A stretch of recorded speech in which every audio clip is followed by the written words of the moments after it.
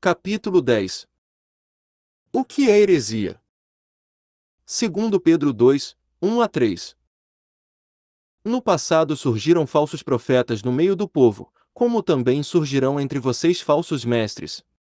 Estes introduzirão secretamente heresias destruidoras, chegando a negar o soberano que os resgatou, trazendo sobre si mesmos repentina destruição. Muitos seguirão os caminhos vergonhosos desses homens, e por causa deles, será difamado o caminho da verdade. Em sua cobiça, tais mestres os explorarão com histórias que inventaram. Há muito tempo a sua condenação paira sobre eles, e a sua destruição não tarda. À medida em que a civilização materialista se desenvolve, pessoas vêm para negar a Deus e tentar mostrar aos outros que eles dependem apenas de seu conhecimento e sabedoria. Conforme os pecados se multiplicam, os espíritos das pessoas se tornam obscurecidos e as pessoas se corrompem. Portanto, muitas pessoas são enganadas por estas mentiras, porque elas não conseguem distinguir entre o que é verdadeiro e o que é falso. Eles também cometem o erro de julgar as outras pessoas baseadas em seus conhecimentos e teorias sobre o que é certo e o que é errado. Em Mateus 12, 22 a 32, Jesus cura um endemoniado que havia sido cego e mudo. Contudo, quando os fariseus ouvem isso, dizem: é somente por Beelzebu, o príncipe dos demônios, que ele expulsa demônios. Eles amaldiçoaram a obra de Deus dizendo que ela era feita por um demônio. Jesus disse a eles em Mateus 12, 31 a 32, por esse motivo eu lhes digo, todo pecado e blasfêmia serão perdoados aos homens, mas a blasfêmia contra o Espírito não será perdoada. Todo aquele que disser uma palavra contra o Filho do Homem será perdoado, mas quem falar contra o Espírito Santo não será perdoado, nem nesta era nem na que há de vir. Os fariseus concluíram que o que Jesus havia feito pelo poder de Deus era obra do demônio. Isso é blasfêmia contra o Espírito Santo. Esses fariseus, portanto, não poderiam ser perdoados. Se você distinguir entre a verdade e a falsidade à luz da Bíblia, você não irá julgar os outros ou mesmo ser enganado pelo que é falso. Vamos nos aprofundar no que é heresia na perspectiva de Deus, como distinguir entre o Espírito de Deus e os espíritos malignos, e outras seitas heréticas com as quais você deve ser cauteloso. 1. A definição bíblica de heresia. O dicionário Oxford define heresia como uma crença ou opinião que é contra os princípios de uma religião em particular. Algumas pessoas acham que só o que elas acreditam é certo, mas consideram outras religiões como heresia. Por exemplo, para um budista, apenas o budismo é o caminho correto. Para ele, uma outra religião como o confucionismo não é a verdade. Paulo, acusado como líder de uma seita herética. Atos 24, 5 diz: verificamos que este homem é um perturbador, que promove tumultos entre os judeus pelo mundo todo. Ele é o principal cabeça da seita dos nazarenos. Aqui a seita dos nazarenos se refere a uma seita herege e esta é a primeira vez em que a palavra herege aparece na Bíblia. Os judeus fizeram acusações contra Paulo diante do governador porque eles pensaram que o evangelho que Paulo estava pregando era herege. Paulo refutou a acusação e professou sua fé conforme está em Atos 24, 13 a 16. Nem tampouco podem provar-te as acusações que agora estão levantando contra mim. Confesso-te, porém, que adoro o Deus dos nossos antepassados como seguidor do caminho, a que chamam seita. Creio em tudo que concorda com a lei e no que está escrito nos profetas, e tenho em Deus a mesma esperança desses homens, de que haverá ressurreição tanto de justos como de injustos. Por isso procuro sempre conservar minha consciência limpa diante de Deus e dos homens. O apóstolo Paulo era realmente um herege? Você deve olhar a definição de heresia na Bíblia porque ela é a palavra de Deus e a única autoridade para distinguir a verdade da mentira. O tema seita herege, ou similar, aparece 5 vezes na Bíblia. Contudo, a definição de heresia é discutida apenas uma vez. No passado surgiram falsos profetas no meio do povo, como também surgirão entre vocês falsos mestres. Esses introduzirão secretamente heresias destruidoras, chegando a negar o soberano que os resgatou, trazendo sobre si mesmos repentina destruição. Segundo Pedro 2, 1. O soberano que os resgatou se refere a Jesus Cristo. Os homens pertenciam originalmente a Deus e viviam de acordo com a sua vontade. Depois da desobediência, Adão se tornou um pecador e passou a pertencer ao diabo. Contudo, Deus teve misericórdia das pessoas que estavam no caminho da morte.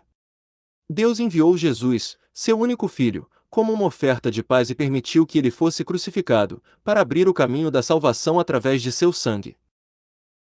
Deus trabalhou por nós, que antes pertencíamos ao diabo, para termos nossos pecados perdoados, se apenas acreditássemos em Jesus Cristo. Nós também recebemos vida e passamos a pertencer a Deus novamente. Por isso nós podemos dizer que Jesus nos comprou através da crucificação e, por isso, a Bíblia diz que Jesus é o soberano que nos resgatou. Hereges negam Jesus Cristo. Agora você sabe que hereges são aqueles que chegam a negar o soberano que os resgatou, trazendo sobre si mesmos repentina destruição, segundo Pedro 2, 1. Este termo nunca foi utilizado na Bíblia, até que Jesus completasse sua missão como Salvador. O nome Jesus significa aquele que irá salvar seu povo de seus pecados. Cristo é o ungido de Deus. Jesus se tornou o Salvador apenas depois de realizar sua obra, ser crucificado e ressuscitar. Por isso você não pode encontrar este termo no Velho Testamento ou nos Evangelhos de Mateus, Marcos, Lucas e João, nos quais a vida de Jesus é registrada. Mesmo os fariseus, professores da lei e sacerdotes que perseguiram a Jesus não utilizaram este termo. Nem mesmo os sumos sacerdotes o utilizaram.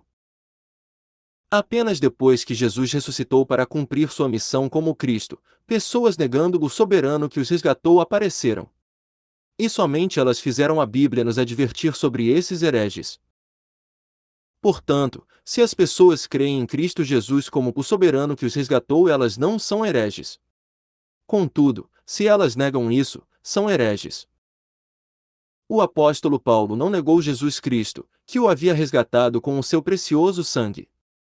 Pelo contrário, Paulo deu graças a Jesus, a quem proclamava em todos os lugares por onde ia e, por isso, teve de pagar um alto preço.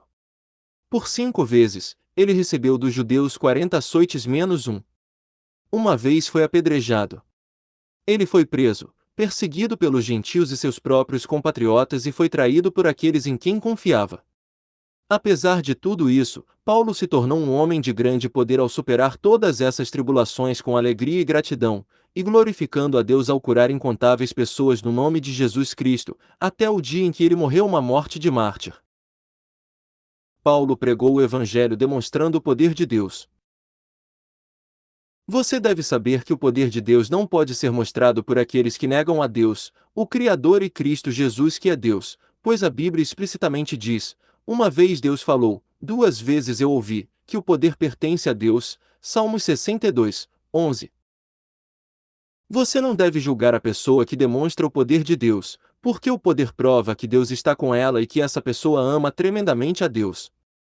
Em Gálatas 1, 6-8, Paulo, que foi chamado de líder da seita dos nazarenos, adverte estritamente a não seguir um evangelho diferente da mensagem da cruz. Admiro-me de que vocês estejam abandonando tão rapidamente aquele que os chamou pela graça de Cristo, para seguirem outro evangelho que, na realidade, não é o evangelho. O que ocorre é que algumas pessoas os estão perturbando, querendo perverter o evangelho de Cristo. Mas ainda que nós ou um anjo dos céus pregue um evangelho diferente daquele que lhes pregamos, que seja amaldiçoado. Como já dissemos, agora repito, se alguém lhes anuncia um evangelho diferente daquele que já receberam, que seja amaldiçoado. Mesmo hoje, algumas pessoas são consideradas hereges, mesmo nunca havendo negado a Jesus Cristo, mas apenas pregado o Evangelho de Cristo e proclamado Deus vivo ao demonstrar e cumprir a obra e o poder dele. Não julgue os outros como hereges. Eu também já sofri uma série de provações ao ser acusado de herege, assim como demonstrei o poder de Deus e vi minha igreja crescer. De fato, o tamanho da congregação cresceu para mais de 100.000 membros nas últimas 2 décadas, desde que a igreja foi fundada em 1982. Eu já sofri de várias doenças por 7 anos, e fui curado pelo poder de Deus uma vez. Então eu tentei viver para a glória de Deus, fosse quando eu comesse ou bebesse, da mesma forma que Paulo, o apóstolo, viveu. Eu coloquei minha vida nas mãos de Deus e me foquei em somente Jesus, sempre Jesus. No tempo em que eu era um leigo, tentei testemunhar que Deus havia me curado e pregar o Evangelho. Depois de ser chamado como um servo de Deus, eu preguei a mensagem da cruz e proclamei o Deus vivo e Jesus, o Salvador. Eu até testifiquei sobre Deus, enquanto ministrava uma cerimônia de casamento, porque eu queria vorazmente levar mais pessoas a serem salvas. Eu percebi que tanto a poderosa palavra de Deus quanto as provas do Deus vivo eram necessárias para ser uma testemunha do Senhor até os confins do mundo. Então eu orei ardentemente, como os meus pais da fé fizeram, para receber o poder de Deus e passei por todas as provações que me foram dadas com gratidão e alegria. Algumas vezes passei por risco de morte. Assim como Jesus recebeu a glória da ressurreição depois de sua morte inocente, Deus aumentou meu poder de acordo com a sua vontade, sempre que eu superava as provações, uma atrás da outra. Como resultado, toda vez em que eu testifiquei por todo o mundo, no Quênia, Uganda, Honduras, Japão, mesmo no profundamente muçulmano Paquistão e mesmo na Índia, um país hindu, desde 2000 que Deus é o único e verdadeiro Deus e porque você é salvo quando acredita em Jesus Cristo, dezenas de milhares de pessoas se arrependeram, cegos enxergaram, mudos falaram, surdos escutaram e doenças incuráveis como AIDS e vários cânceres foram curados. Esses milagres glorificam a Deus tremendamente.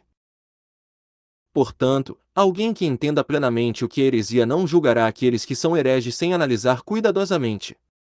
Em Atos 5:33-42, você pode ler sobre Gamaliel, um professor da lei, que foi honrado por todas as pessoas. Como ele agia? Naquele tempo, os fariseus do Sinédrio proibiram Pedro e João de testificar sobre Jesus Cristo, mas eles eram cheios do Espírito Santo e não obedeceram ao conselho. Por isso, os membros do Sinédrio queriam sentenciá-los à morte. Assim mesmo, Gamaliel se colocou de pé no Sinédrio e ordenou que os homens fossem colocados para fora por um tempo. Então ele se dirigiu a eles. Israelitas, considerem cuidadosamente o que pretendem fazer a esses homens. Há algum tempo, apareceu Teudas, reivindicando ser alguém, e cerca de 400 homens se juntaram a ele. Ele foi morto, todos os seus seguidores se dispersaram e acabaram em nada. Depois dele, nos dias do recenseamento, apareceu Judas, o galileu, que liderou um grupo em rebelião. Ele também foi morto, e todos os seus seguidores foram dispersos. Portanto, neste caso eu os aconselho, deixem esses homens em paz e soltem-nos. Se o propósito ou atividade deles for de origem humana, fracassará. Se proceder de Deus, vocês não serão capazes de impedi-los, pois se acharão lutando contra Deus. Atos 5:35-39. Ao ler esta passagem, você pode perceber que se uma obra milagrosa não for de Deus, vai falhar no final, mesmo se pessoas não tomarem nenhuma atitude para pará-la. Mesmo assim, se elas se opuserem ou atrapalharem as obras de Deus, elas não serão capazes de parar essas obras.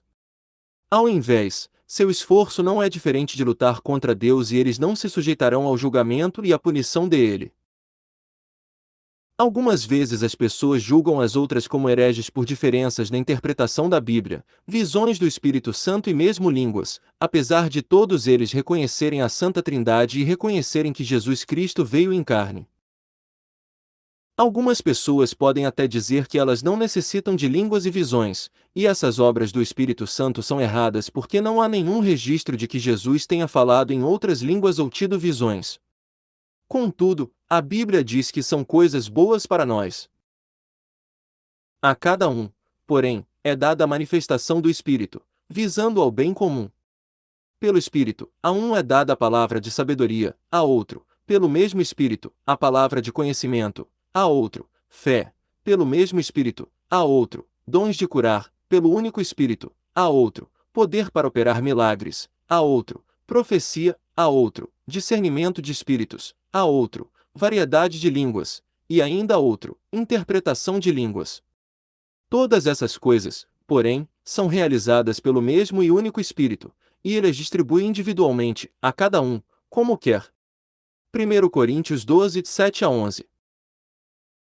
Consequentemente, Você não deveria ser leigo ou julgar os que tenham tipos diferentes de dons do Espírito como hereges, só porque você nunca os experimentou. 2. O Espírito da Verdade e o Espírito do Erro. Em 2 Pedro 2, 1-3, não há explicação sobre heresia. A Bíblia nos adverte sobre falsos profetas e professores que secretamente introduzem heresias destrutivas. Muitos seguirão os caminhos vergonhosos desses homens, e por causa deles, será difamado o caminho da verdade. Em sua cobiça, tais mestres os explorarão com histórias que inventaram. Há muito tempo a sua condenação paira sobre eles, e a sua destruição não tarda, segundo Pedro 2, 2-3. Também em 1 João 4, 1-3, diz: Amados, não creiam em qualquer espírito, mas examinem os espíritos para ver se eles procedem de Deus, porque muitos falsos profetas têm saído pelo mundo. Vocês podem reconhecer o Espírito de Deus deste modo: todo espírito que confessa que Jesus Cristo veio em carne procede de Deus, mas todo espírito que não confessa Jesus não procede de Deus. Esse é o espírito do Anticristo, acerca do qual vocês ouviram que está vindo, e agora já está no mundo. Teste se cada espírito provém ou não de Deus. Existem bons espíritos que pertencem a Deus que o levam à salvação, enquanto também existem maus espíritos que o levarão à destruição. Por um lado, alguém que recebe o Espírito de Deus também reconhece que Jesus Cristo veio em carne. Ela acredita na Santa Trindade, Deus, Jesus Cristo e o Espírito Santo, então essa pessoa está selada como filho de Deus. Ele pode entender a verdade e a vida de acordo com a verdade, com a ajuda do Espírito Santo. Por outro lado, alguém que tem o espírito do Anticristo se opõe a Jesus Cristo e nega a sua redenção. Você deve ser cuidadoso e ser capaz de distinguir anticristos porque um anticristo muitas vezes trabalha entre os crentes através da distorção da palavra de Deus. De qualquer maneira, negar a Jesus Cristo não é diferente de lutar contra Deus que o enviou a este mundo. A Bíblia adverte sobre o anticristo em 2 João 7-8 conforme Zeg. De fato, muitos enganadores têm saído pelo mundo, os quais não confessam que Jesus Cristo veio em corpo. Tal é o enganador e o anticristo. Tenham cuidado, para que vocês não destruam o fruto do nosso trabalho, antes sejam recompensados plenamente. Em 1 João 2, 19 está outro aviso para nós. Eles saíram do nosso meio, mas na realidade não eram dos nossos, pois, se fossem dos nossos, teriam permanecido conosco. O fato de terem saído mostra que nenhum deles era dos nossos. Existem dois tipos de anticristo: o homem que será possuído pelo espírito do anticristo e o homem que será enganado pelo espírito do anticristo. Ambos tentarão enganar os homens onde o Espírito Santo esteja. Eles capturarão os homens que se opuserem à palavra de Deus e os enganarão através de seus pensamentos. Pessoas cujos pensamentos estejam totalmente controlados pelo espírito do anticristo são chamadas possuídas. Se um ministro receber o espírito do anticristo, membros da igreja caminharão em direção à destruição, tomados pelo espírito do anticristo. Portanto, você deve saber claramente sobre o espírito da verdade e o espírito do erro, de forma a não ser enganado pelo espírito do anticristo, mas viver de acordo com a verdade e a luz. Como distinguir os espíritos? 1 João 4, 5-6, eles vêm do mundo. Por isso, o que falam procede do mundo, e o mundo os ouve. Nós viemos de Deus, e todo aquele que conhece a Deus nos ouve, mas quem não vem de Deus não nos ouve. Dessa forma reconhecemos o espírito da verdade e o espírito do erro. O dicionário Webster's Revised Unabridged Dictionary se refere a erro como sendo distanciamento ou desvio da verdade, falsidade, noção falsa, opinião errada, engano, equívoco. O espírito do erro é o espírito mundial que o engana para crer que o que é falso é verdadeiro, e isso faz com que você deixe os limites da fé. Designadamente, alguém que é de Deus ouve a palavra da verdade, mas alguém que pertença ao mundo escuta os dizeres do mundo, não a verdade. Portanto, é fácil reconhecê-los. Uma coisa se torna óbvia, seja ela a luz ou as trevas, se você conhecer a luz. Então você pode dizer: essa pessoa vive na verdade, mas aquela pessoa vive nas trevas. Por exemplo, se alguém diz no domingo: vamos a um piquenique pela tarde. Vamos ao culto apenas pela manhã. Não é uma boa ideia, ou se ele tenta destruir o reino de Deus fazendo truques malévolos e ainda clama crer em Deus, que esse é o trabalho do espírito do erro. Você pode entender muitas coisas que Deus livremente dá, se você receber o Espírito da verdade que provém de Deus. 1 Coríntios 2, 12. É por isso que o Espírito Santo habita em você, filho precioso de Deus. Ele é o Espírito da verdade e nos guia a toda a verdade. Ele não fala por conta própria, ele fala o que ele escuta, e ele lhe dirá o que está por vir. Portanto, Jesus diz em João 14, 17, ele é o Espírito da verdade. O mundo não pode recebê-lo, porque não o vê nem o conhece. Mas vocês o conhecem, pois ele vive com vocês e estará em vocês. João 15h26 nos dá outro lembrete do Espírito Santo. Vocês não me escolheram, mas eu os escolhi para irem e darem fruto, fruto que permaneça, a fim de que o Pai lhes conceda o que pedirem em meu nome. Também 1 Coríntios 2, 10 mostra, mas Deus o revelou a nós por meio do Espírito. O Espírito sonda todas as coisas, até mesmo as coisas mais profundas de Deus. Como está escrito, o Espírito Santo é o único que percebe e sabe plenamente a mente de Deus. Consequentemente, aqueles que receberam o Espírito da verdade escutam a palavra da verdade e obedecem a ela. Quanto mais o reino de Deus e sua justiça se estendem, mais eles se regozijam. Eles são cheios de vida, esperando pelo reino dos céus. Ainda assim, alguns simplesmente comparecem à igreja sem alegria, porque eles não possuem a fé gerada por Deus. Eles ainda pertencem ao mundo e preferem coisas mundanas como dinheiro e diversão. Por isso não podem viver a verdade, esperar pelo reino dos céus, ou amar a Deus de todo o coração. Ultimamente essas pessoas trocam Deus pelo espírito do engano, pois elas pertencem ao mundo e não possuem o espírito da verdade. Também, se alguém fofoca sobre outros irmãos e irmãs na fé, ou atrapalha os outros em inveja por serem eles fiéis ao reino de Deus e sua justiça, ele não provém de Deus. Não deixe ninguém fazê-lo desviar-se. 1 João 3, 7 nos adverte: filhinhos, não deixem que ninguém os engane. Aquele que pratica a justiça é justo, assim como ele é justo. Vocês não devem se afastar da palavra de Deus para que vocês não sejam enganados por falsos ensinamentos, pois nada pode lhe ensinar, senão a palavra de Deus. Somente assim, quando você receber a salvação completa, será próspero neste mundo e aproveitará a vida eterna no reino dos céus. Contudo, o diabo tenta, com todas as suas forças, impedir que os filhos de Deus vivam pela palavra, e faz com que nos comprometamos com o mundo, nos desviemos de Deus, duvidemos dele, e nos oponhamos a ele. Em 1 Pedro 5, 8 está escrito: estejam alertas e vigiem. O diabo, o inimigo de vocês, anda ao redor como leão, rugindo e procurando a quem possa devorar. Como pode então o diabo enganar os filhos de Deus? Você pode assimilar esta situação a uma mulher que é tentada por um homem. Se uma mulher se mantém com graça e dignidade, e se comporta com boas maneiras, homens não podem tentá-la. Por outro lado, homens podem facilmente tentar mulheres que não se comportam apropriadamente. Da mesma maneira, o inimigo se aproximará dos que não estejam firmes na rocha. O diabo tenta essas pessoas para se desviarem de Deus e se oporem a ele, no final, os leva ao caminho da morte. Eva também foi tentada pelo diabo, porque ela foi pega desprevenida pelas distorções da palavra de Deus. É claro que você encontra provações mesmo sem ter culpa. Isso se deve ao fato de que Deus quer abençoá-lo, da mesma forma que você vê na provação de Daniel, que foi jogado na cova dos leões, ou a prova de Abraão, para sacrificar o seu filho.